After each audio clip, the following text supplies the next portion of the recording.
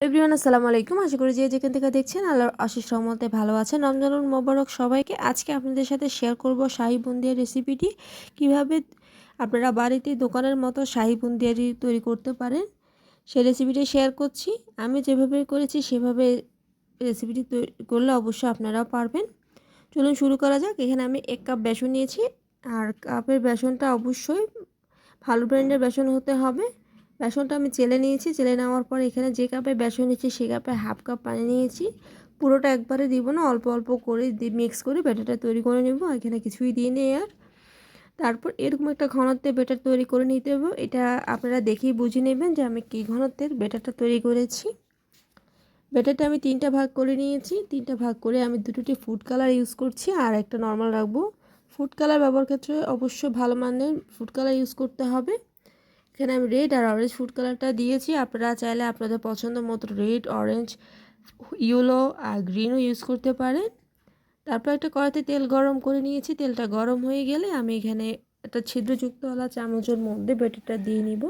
কড়াই থেকে একটু উপরে দেখতেই পাচ্ছেন, ঠিক এতটুকু উপরে ধরলেই আপনার ব্যাটারটা এমনিতেই পড়বে তেলের মধ্যে। আর অবশ্যই ব্যাটারটা দেওয়ার আগে তেলের মধ্যে একটু চেক করে তেলটা গরম হয়েছে কিনা তারপরে এভাবে দিবেন, তাহলে আপনারা পারফেক্ট বুন্দিয়া তৈরি করতে পারবেন।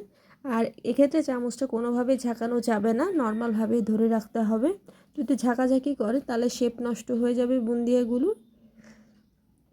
আমি এভাবে প্রত্যেকটা কালারে বুন্দিয়া বেছে বেছে ভেজে নিয়েছি। আর এটা অবশ্যই মিডিয়াম টু লো আছে বেছে নিতে হবে চুলার। এই যে আমি এভাবে ভেজে রেডি করে নিয়েছি। এবার আমি বুন্দিয়ার জন্য শিরাটা তৈরি করে নেব। শিরাটা আমি যেভাবে তৈরি করছি সেভাবেই তৈরি করবেন। এখানে আমি 1 কাপ পানি নিয়েছি। 1 কাপ পানির সাথে হাফ কাপ একটু বেশি পানি দিয়েছি। দেওয়ার পর আমি ভালো করে চিনিটা গলে যাওয়া পর্যন্ত অপেক্ষা করেছি। একটু লবণ দিয়েছি আর লেবুর রস দিয়েছি যাতে শিরাটা জমাট বেঁধে না যায় সেজন্য।